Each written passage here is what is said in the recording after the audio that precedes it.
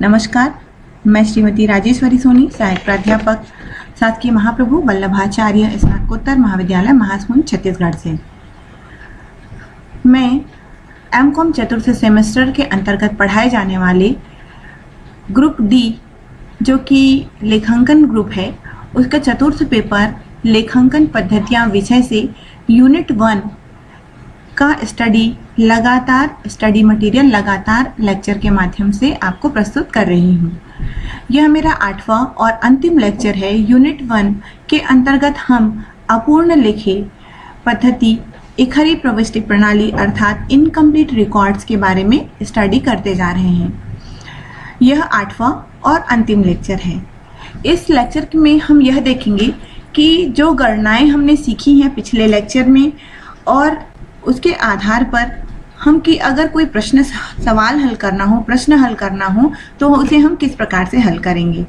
देनदारों की गणना, लेनदारों की गणना या फिर प्रारंभिक स्कंद या अंतिम स्कंद की गणना किस प्रकार से की जाती है और किस प्रकार से चिट्ठा बनाया जाता है, इसका पूरा अध्ययन हम एक प्रश्न के अंतर्गत हल करते हैं। तो आइए शुरू करते हैं आज का लेक्चर, जो कि पूरा एक न्यूमेरिकल क्वेश्चन है जिसमें विभिन्न गणनाओं को 1 बाय 1 में हम करेंगे। तो सबसे पहले हम प्रश्न का अध्ययन करते हैं कि हमें कौन सा प्रश्न हल करना है। प्रश्न आपके सामने स्क्रीन पर दिख रहा है। एक व्यापारी जो पूर्ण पुस्तकें नहीं रखता है, आपसे 31 मार्च 2008 को समाप्त होने वाले वर्ष के लिए अंतिम खाते तैयार करने को कहता है। आपने किसी प्रकार निम्न सूचनाएं प्राप्त की हैं। सबसे पहले आपने रोकड़ पुस्तक का सारांश कहीं से प्राप्त किया है। वह दिख रहा है आपको 1 अप्रैल 2007 को हस्तस्थ रोकड़ यानी कि हाथ में रोकड़ जो है 1 अप्रैल को 5,170 रुपये थी। देनदारों से प्राप्त राशि हमको 42,050 रुपये थी। व्यक्तिगत आहरण 3,000 रुपये था। लेनदारों को भुगतान 32,400 रुपये था। वेतन 2,500 रुपये, किराया 1,200 रुपये, विद्युत व्यय 350 रुपये, लेखन सामग्री और छपाई 250 रुपये और विज्ञापन 450 रुपये का रोकड़ पुस्तक सारांश दिखा रहा है। इसके बाद हमने अन्य आंकड़े जो है क्वेश्चन के वो ये हैं, उनकी संपत्ति और दायित्व का विश्लेषण, उसकी दायित्व और संपत्तियां दिखाई गई हैं। तो 31 मार्च 2007 की स्थिति में और 31 मार्च 2008 की स्थिति में अर्थात साल भर की परिवर्तनीय स्थिति 1 तारीख और 31 तारीख की स्थिति आपके सामने प्रस्तुत है। देनदार अर्थात अधमण डेप्टर्स जो है 3,350 रुपये की 31 मार्च 2007 अर्थात 1 अप्रैल 2007 की स्थिति है। 1 तारीख को देनदार 3,250 और 31 तारीख को देनदार 5,100 रुपये। उसी तरह से लेनदार प्रारंभ में 1,400 रुपये, अंतिम में 3,500 रुपये। नेक्स्ट अदत्त किराया प्रारंभ में 100 रुपये और अंतिम में भी 100 रुपये थी। अदत्त विद्युत व्यय आउटस्टैंडिंग इलेक्ट्रिसिटी एक्सपेंसेस प्रारंभ में 20 रुपये और अंतिम में 15 रुपये। और अदत्त विज्ञापन व्यय आउटस्टैंडिंग एडवर्टाइजमेंट एक्सपेंसेस प्रारंभ में नील था और वर्ष के अंत में 250 रुपये का दर्शाया गया है। उसके पश्चात प्रश्न में आगे यह बताया गया है कि 31 मार्च 2008 को स्कंध का मूल्य 4,500 रुपये था। 31 मार्च 2008 का जो स्कंध है वह 4,500 रुपये है, अर्थात यह अंतिम स्कंध होगा क्योंकि यह 31 मार्च 2008 का है। परंतु व्यापारी के पास प्रारंभिक स्कंध के संबंध में कोई भी सूचना नहीं है। वह आपको सूचना देता है कि उसने अपना माल लागत मूल्य पर 33.1/3% सहित बेचा है, अर्थात अपने माल को उन्होंने लागत मूल्य पर 33.1/3% लगाकर बेचा हुआ है। इस सूचना से आपको जानकारी हासिल करना है। 31 मार्च 2008 को समाप्त होने वाले वर्ष के लिए उसका व्यापार एवं लाभानी खाता तथा उक्त तिथि का चिट्ठा स्थिति विवरण तैयार कीजिए। तो इस प्रश्न के आधार पर आपको सॉल्यूशन बनाना है और सभी खातों की जो खतौनी जो करते हैं उस खतौनी के माध्यम से चिट्ठा बनाने के लिए खतौनी करनी है और तो सबसे पहले हमने इस पूरे प्रश्न को बहुत अच्छे से स्टडी किया है। इसमें रोकड़ पुस्तक का सारांश, 1 तारीख की संपत्ति और 31 तारीख की संपत्ति और दायित्व दिया हुआ है, अंतिम स्कंध दिया हुआ है और प्रारंभिक स्कंध के संबंध में सूचना दी हुई है। इसके जरिए हमें सबसे पहले खाते बनाने हैं और हम सॉल्यूशन शुरू करते हैं। इस प्रश्न के आंकड़े यहाँ से लेकर हम सॉल्यूशन बनाएंगे। सबसे पहले हम बनाएंगे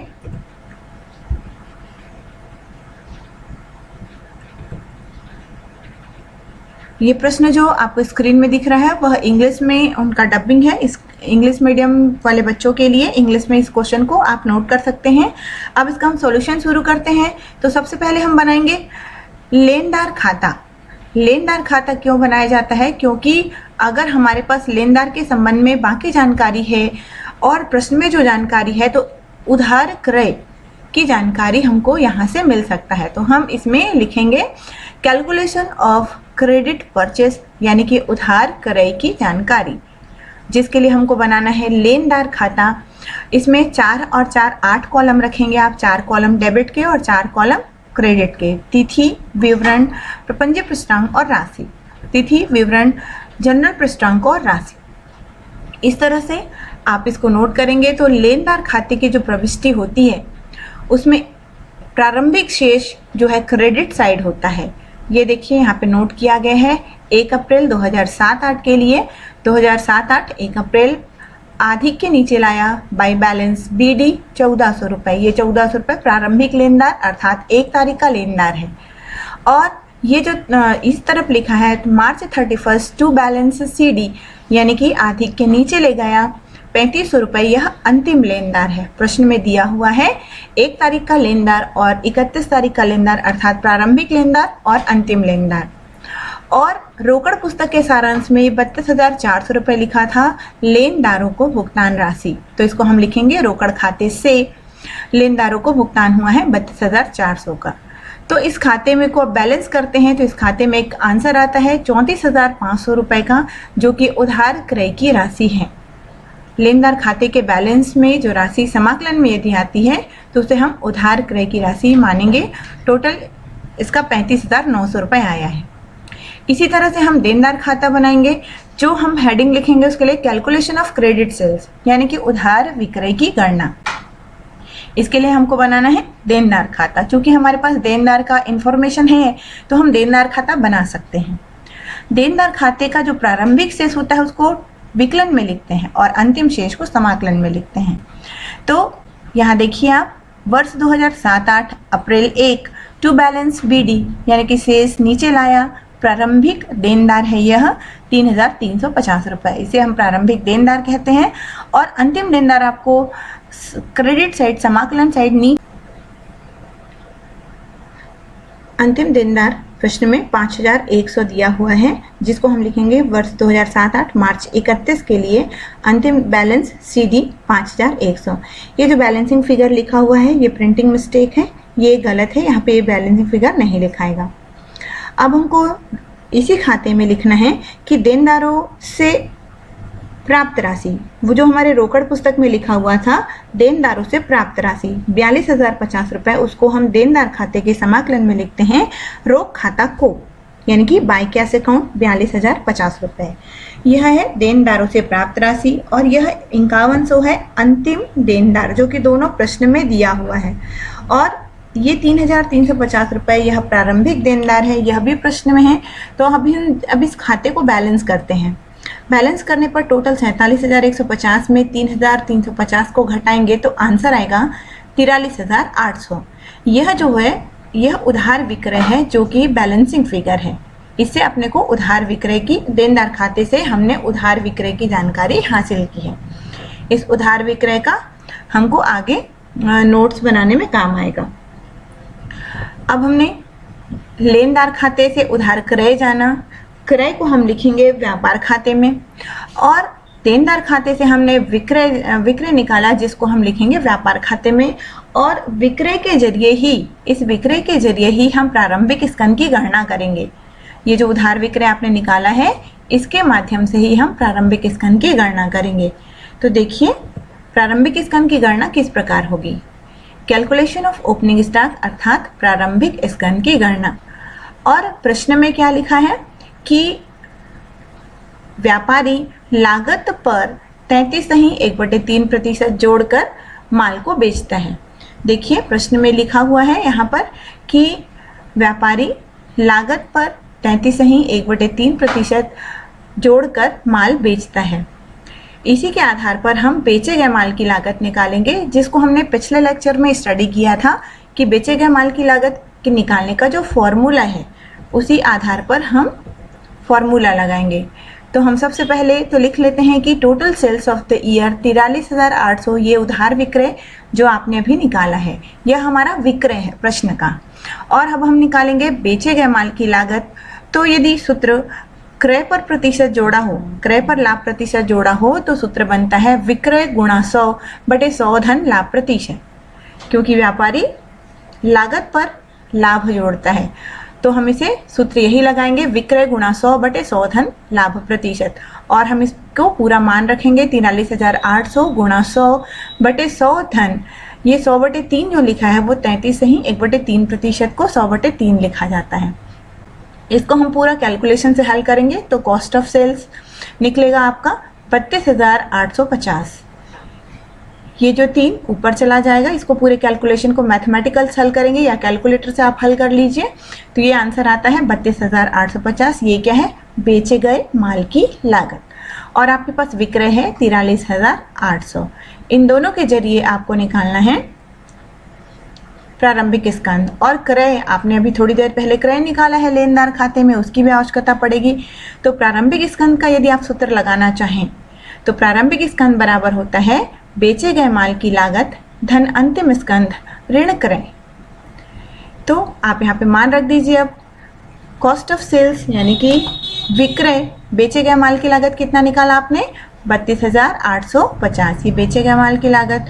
क्लोजिंग स्टॉक 4500 रुपये प्रश्न में दिया हुआ है सबसे आखिरी में। अंतिम स्कंद का मूल्य 31 तारीख को 4500 था। और क्रय जो आपने निकाला है लेनदार खाते में 34,500। तो इसके जरिए आपका प्रारंभिक स्कंद निकल गया 2,850। इस प्रारंभिक स्कंद की आवश्यकता पड़ेगी जब हम अवस्था विवरण 1 तारीख का अवस्था विवरण बनाएंगे, क्योंकि 1 तारीख का अवस्था विवरण बनाएंगे तभी हमको प्रारंभिक पूंजी पता चलेगा। प्रश्न में पूंजी है ही नहीं, तो हम पूंजी, धन लाभ, ऋण आहरण चिट्ठे में कैसे करेंगे? इसीलिए इस प्रारंभिक स्कंद को हम अवस्था विवरण में नोट करेंगे और उस अवस्था विवरण में प्रारंभिक पूंजी की गणना होगी।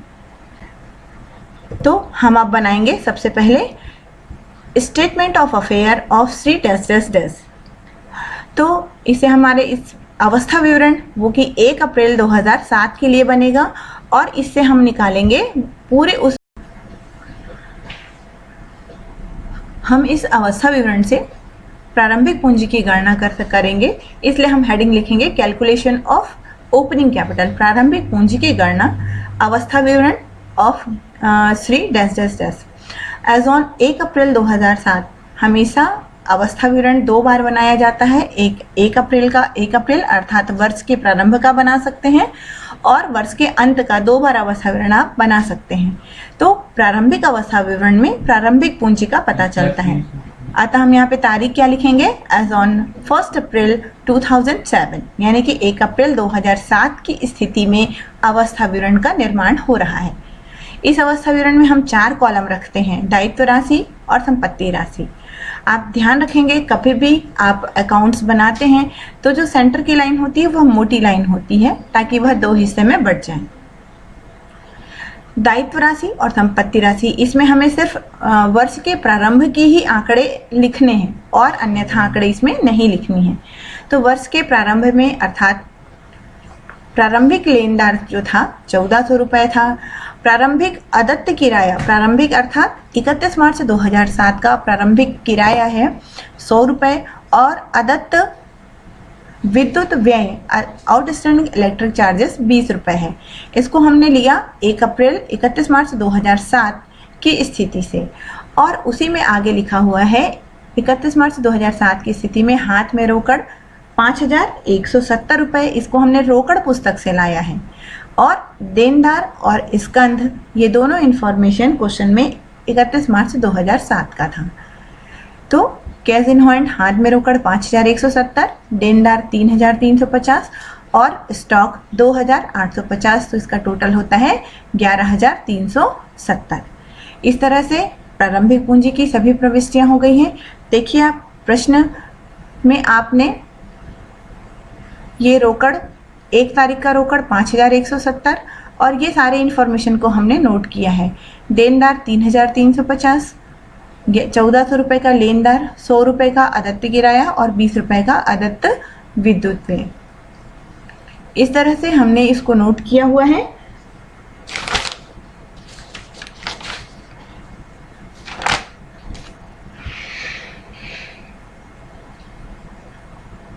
और आपने जो निकाला है प्रारंभिक स्कंध, ये जो प्रारंभिक स्कंध है, ये कैलकुलेशन से जो आपने निकाला है, ये 2850 रुपये यह प्रारंभिक स्कंध है। यह अवस्था विवरण में नोट किया जाएगा।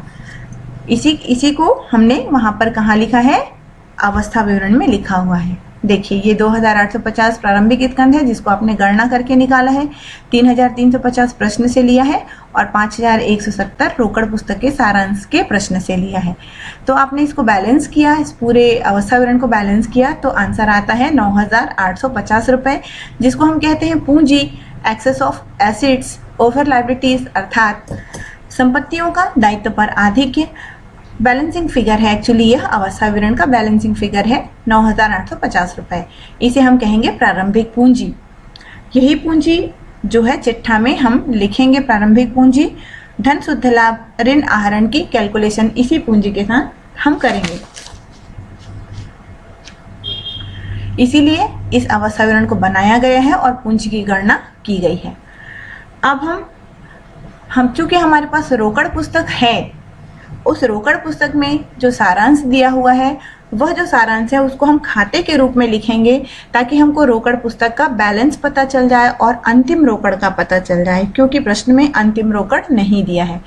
तो हम रोकड़ पुस्तक बनाएंगे जो कि रोकड़ पुस्तक के सारांश में जो जानकारी थी वहाँ से हम रोक पुस्तक बनाएंगे और अंतिम रोकड़ की यानी कि 31 तारीख को रोकड़ की गणना करनी है जो कि प्रश्न में नहीं दिया है।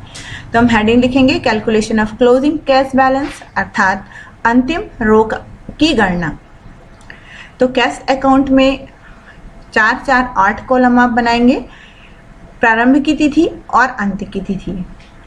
सबसे पहले हम लिखेंगे 2007-8, ये यहाँ पर फिर से प्रिंटिंग मिस्टेक है, 98 लिखा है या 08 है। यहाँ पर भी जो 98 लिखा है, ये दिख रहा है आपको 98, ये 08 है। तो हम 2007-8 1 अप्रैल को टू बैलेंस BD अर्थात आधी के नीचे लाया 5170, ये प्रारंभिक रोक है। ये रोक हमारे पास सबसे पहले रोकड़ पुस्तक में 5170 रुपये, रोकड़ पुस्तक के सारांश में 1 तारीख का रोकड़ था अर्थात यह प्रारंभिक शेष था और देनदारों से हमको प्राप्त राशि हुई 42,050। तो हम इसको लिखेंगे देनदार खाते से टू डेब्टर्स अकाउंट 42,050 रुपये। इन दोनों को डेबिट साइड यानी कि विकलन में एंट्री करेंगे और समाकलन में जितने भी आपने खर्चे किए हैं उन खर्चों को हम लगातार लिखेंगे पूरे प्रश्न से खोज कर। पूरे जितने भी प्रश्न में आपने रोकड़ खर्च किए हैं उसे रोकड़ खाते के समाकलन में लिखेंगे। तो वर्ष 2007-8 की स्थिति में जो दिखाया जा रहा है, सबसे पहले लेनदारों को भुगतान किया 32,400 रुपये का, तो इसको हम लिखेंगे लेनदार खाता को 32,400। ये लेनदारों को हमने भुगतान किए हैं। फिर हमने वेतन चुकाया है 2500, वेतन खाता को करके लिखेंगे। नेक्स्ट हमने किराया चुकाया, ये सारे रोकड़ पुस्तक के सारांश में दिया हुआ है।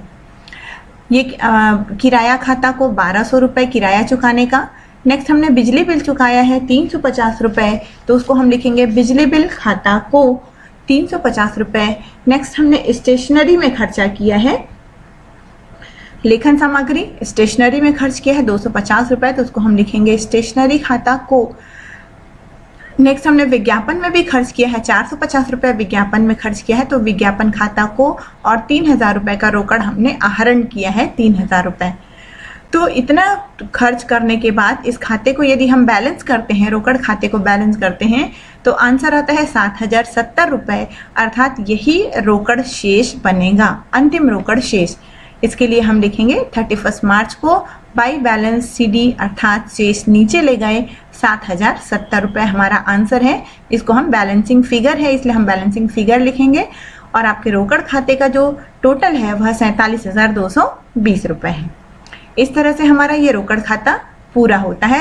यह अंतिम रोक को इसलिए निकाला गया है क्योंकि चिट्ठे में 31 तारीख का जो हम चिट्ठा बनाएंगे उसमें यही रोकड़ को हमको लिखना है, हाथ में रोकड़। यह 7,070 रुपये चिट्ठे में नोट किया जाएगा, इसलिए रोकड़ खाता बनाया गया है। अब हमारी सारी खाते बन गए हैं। हमारा देनदार खाता बन गया है, देनदार खाता बन गया है, लेनदार खाता बन गया है, हमारी प्रारंभिक स्कंध की गणना हो गई है, प्रारंभिक पूंजी की गणना हो गई है, कैश का गणना हो गया है। अब हम बनाएंगे व्यापार एवं लाभ हानि खाता, जो कि चिट्ठा स्थिति विवरण में इस प्रश्न में हमको बनाने के लिए कहा गया है। तो आइए बनाते हैं व्यापार एवं लाभ हानि खाता। व्यापार एवं लाभ हानि खाता of Shri dash dash dash for the ended year 31 March 2008, 31 March 2008 को समाप्त होने वाले वर्ष के लिए। तो लाभ हानि खाते में आप 4 कॉलम बनाएंगे, विवरण राशि और विवरण राशि। जिस तरह से फॉर्मेट आप बनाते हैं उस फॉर्मेट में ही आप बना लीजिए इसको। सबसे पहले लिखते हैं प्रारंभिक स्कंध से 2,850, इसकी गणना आपने कैलकुलेशन में की है। सबसे पहले 2,850 रुपये प्रारंभिक स्कंध। उसके नीचे आप लिखेंगे क्रय खाता से 34,500 रुपये, यह लेनदार खाते से हमने निकाला है 34,500 रुपये क्रय खाता से। नेक्स्ट विक्रय खाता को 43,800 रुपये, इसको हमने देनदार खाते से निकाला है 43,800 रुपये विक्रय को। प्रश्न में हमारे पास विक्रय नहीं था। नेक्स्ट क्लोजिंग स्टॉक 4,500 रुपये अंतिम स्कंध को, यह प्रश्न में दिया हुआ था 4,500, तो हमने विक्रय और अंतिम स्कंध को टोटल किया 48,300। उसमें से प्रारंभिक स्कंध और क्रय को यदि हम घटाते हैं तो 10,950 रुपये का सकल लाभ आंसर आपका आएगा। इस सकल लाभ को हम नीचे लाएंगे, सकल लाभ नीचे ले गए 10,950 रुपये और लाभ हानि खाता का शुरुआत करेंगे, जो कि आपके रोकड़ पुस्तक में जो खर्चे दिए हैं लाभ हानि से संबंधित उसको हम यहाँ पर नोट करेंगे। सबसे पहले हम नोट करेंगे वेतन, जो कि रोकड़ पुस्तक के सारांश में दिया हुआ है। सैलरी जो कि रोकड़ पुस्तक के सारांश में है 2,500 रुपये का। सबसे पहले वेतन चुकाया लाभ हानि खाता का। ध्यान रखेंगे आप सकल लाभ के बाद जो टोटल आता है उसके नीचे 2 लाइन से आप उसको बंद करेंगे, व्यापार खाता को 2 लाइन से बंद करेंगे, उसके बाद आप लाभ हानि खाता शुरू करेंगे। तो वेतन आपने 2,500 रुपया दिया। नेक्स्ट आदत्य किराया, प्रश्न में रोकड़ पुस्तक से हमने किराया लाया 1,200 रुपये का और आपके पास आदत्य किराया है, आदत्य किराया 100 रुपये का जो आउटस्टैंडिंग रेंट है वह किराया की राशि रोकड़ पुस्तक से हमने लिखा 1,200 रुपये। इसको इनर में इसलिए लिखेंगे क्योंकि आदत्य किराए से संबंधित समायोजन प्रश्न में है। अब ये आदत्य किराया, ये जो 100 रुपये आउटर लिखा गया है ये गलत है, यहाँ पर से हम इसको काटेंगे, ये इनर में लिखाएगा 1,200 प्लस 100 तो आ जाएगा टोटल 1,300 और 1,300 में 100 रुपये माइनस करेंगे तो आएगा लास्ट आंसर 1,200 रुपये। ये 100 जो है कटिंग है, गलत है। अब ये जो 100 रुपये जोड़ना और घटाना है वो क्या है, हम पहले जो 100 रुपये जोड़े वो आदत्य किराया जो है चालू वर्ष का आदत्य किराया है, चालू वर्ष का आदत्य किराया जोड़ते हैं और पिछले वर्ष का आदत्य किराया जो है घटाते हैं। इस तरह से 1,200 में 100 जोड़े तो 1,300 है, तो 1,300 में 100 रुपये घटाए तो लास्ट 1,200 रुपये का किराया आउटर निकलेगा। नेक्स्ट वैसे ही विज्ञापन व्यय रोकड़ पुस्तक से हम लेके आएंगे। रोकड़ पुस्तक में विज्ञापन लिखा था 450 रुपये, इसको इनर में लिखेंगे और चालू वर्ष का विज्ञापन व्यय 250 रुपये दिया है तो 450 और 250 को जोड़ के 700 रुपये हम क्या निकालेंगे आउटर। चालू वर्ष का आदत्त विज्ञापन व्यय ऐड किया है हमने किसमें 450 प्लस 250 इज इक्वल टू 700 रुपये। नेक्स्ट अब हम आदत्त बिजली बिल लिखेंगे, बिजली किराया विद्युत किराया रोकड़ पुस्तक से लेके आए 350 रुपया विद्युत किराया, इसको इनर में लिखा प्लस इसमें हमने जोड़ा चालू वर्ष का आदत्त बिजली व्यय 15 रुपये और पिछले वर्ष का लास्ट ईयर का यानी कि 1 तारीख का अदत्त बिजली व्यय 20 रुपये को घटाएंगे। तो 350 में प्लस 15 365 हुआ, 365 में 20 रुपये माइनस करेंगे तो 345 रुपया आउटर इलेक्ट्रिक चार्ज निकलेगा। नेक्स्ट प्रिंटिंग और स्टेशनरी, ये भी हमने रोकड़ पुस्तक के सारांश से लाया और टोटल क्लोज करेंगे अब यहाँ पर, क्योंकि लाभ हानि खातों की जो मदें थी उसको हमने रोकड़ पुस्तक से यहाँ पर हमने लिख लिया है। इसके बाद सकल लाभ 10,950 के साथ सारी मदों को हम बैलेंस करेंगे, तब आंसर आएगा 5,955 रुपये शुद्ध लाभ, जो कि बैलेंस शीट में आप इसको ट्रांसफर करते हैं। इसी शुद्ध लाभ को हम पूंजी में जोड़ते हैं। इसके पश्चात हमको चिट्ठा बनाना है। अब लाभ हानि खाता पूरा हुआ। एक बार फिर से आप यहाँ पर ध्यान रखेंगे कि ये जो 100 रुपये आउटर निकल गया है इसको हमको इनर करना है और ये एक लाइन क्लोज होने के बाद वह राशि आउटर निकल जाती है। नेक्स्ट अब हम बनाते हैं चिट्ठा। Balance sheet of Shri dash dash dash as on 31 March 2008। 4 column खींचेंगे, दायित्व राशि, संपत्ति राशि। सबसे पहले हम ये पूंजी की गणना यदि आप देखना चाहें तो पूंजी की गणना हम यहाँ नीचे किया हुआ है, इसको हम ऊपर कर सकते हैं पूंजी की गणना को। तो पूंजी है, प्रारंभिक पूंजी हमने निकाली थी अवस्था विवरण से 9,850 रुपये। इस 9,850 रुपये में शुद्ध लाभ अभी आपके प्रश्न में आया 5,955 रुपये। पूंजी धन शुद्ध लाभ बराबर टोटल हुआ 5,805। इसमें हम आहरण को घटाएंगे, जो कि रोकड़ पुस्तक में एक आहरण दिया हुआ था 3,000 रुपये का। तो आउटर हमारी पूंजी निकलती है 12,805 रुपये की ये पूंजी है, जिसको हमने क्या किया बैलेंस शीट में सबसे पहले नोट कर सकते हैं। प्रश्न में यहाँ पर नीचे नोट किया गया है, ऐसा भी कर सकते हैं आप। दायित्व साइड पूंजी का कैलकुलेशन हो जाने के बाद आप दायित्व के अन्य मदों को लिखेंगे। सन्ड्री क्रेडिटर्स विविध लेनदार, ये 3,500 रुपये जो है 31 मार्च 2008 का लेनदार है, इसे बैलेंस शीट में लिखना होगा। सभी अंतिम शेष को यहाँ पर लिखा जाता है, अंतिम तारीख के लेनदार और देनदार को लिखा जाता है। तो अंतिम लेनदार आपके 3,500 रुपये हैं। फिर है अदत्त व्यय, जितने भी आपके अदत्त व्यय हैं जो कि इस वर्ष के हैं, वर्ष के अंत के हैं, उसे आप डेबिट साइड दिखाएंगे और दायित्व साइड दिखाएंगे। तो अदत्त व्यय है पहला विज्ञापन का 250, किराया का 100 रुपये और विद्युत व्यय का 15 रुपये। इन तीनों का टोटल 365 रुपये आउटर निकाला गया है। तो दायित्व साइड 3 मद आया। सबसे पहले लेनदार 3,500, अदत्त व्यय का टोटल 365 और पूंजी 12,850। दायित्व कंप्लीट होता है तब हम संपत्ति साइड आते हैं। संपत्ति में सबसे पहले लिखेंगे हाथ में रोकड़। हाथ में रोकड़ 7,070 रुपये, यह अंतिम रोकड़ जो आपने रोकड़ पुस्तक से निकाला था, अंतिम रोकड़ है। उसके बाद विविध देनदार, अंतिम देनदार प्रश्न में दिया हुआ था 5,100 रुपये और अंतिम स्कंद भी प्रश्न में दिया हुआ था। इस तरह से आपके बैलेंस शीट का टोटल होता है 16,670 रुपये। तो इस तरह से हमारा बैलेंस शीट पूरा होता है और यह काफ़ी बड़ा क्वेश्चन है। तो एमकॉम स्टैंडर्ड के क्वेश्चंस में आप ये देख सकते हैं कि किस तरह से हल किया गया है।